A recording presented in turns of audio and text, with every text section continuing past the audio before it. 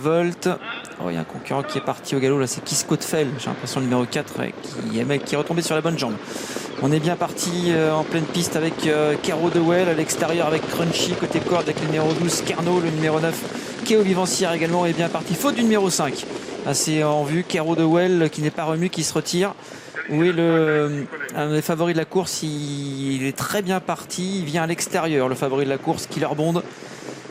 En troisième position pour l'instant, ça se passe pas mal. Ouais, ça va pas très vite là dans le premier tournant. Crunchy est venu aux commandes, Killer Bond deuxième avec à la corde également Carnot qui est bien placé. En dehors, Cosmic Blues elle se rapproche devant Cavani, devant également le numéro 13 Cadeau Démol.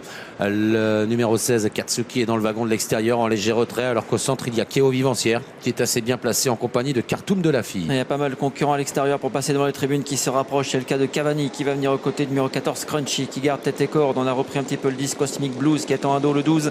Carnot reste côté corde, on s'est bien rapproché également avec Cadeau Démol qui donne un dos à Katsuki.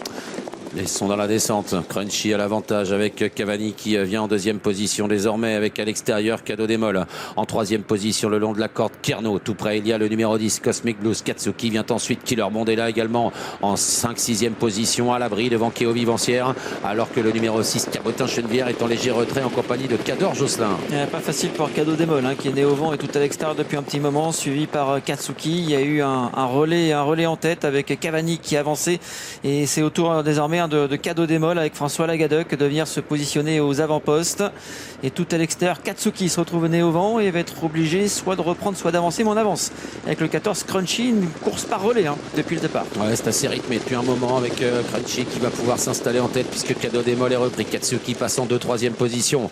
Killer Bond patiente derrière les leaders. Il est dans le sillage de Cosmic Blues. Il n'a pas fait d'effort pour le moment. Carnot est à la corde derrière Cavani alors que Kéo Vivancière vient ensuite derrière Killer Bond alors que le numéro 6 Cabotin Chenevière vient ensuite avec Cador Josselin. Un nouveau leader avec Katsuki qui avance et qui a pris l'avantage sur le numéro 14 Crunchy à l'extérieur. Le numéro 10 Cosmic Blues n'avançait pas trop.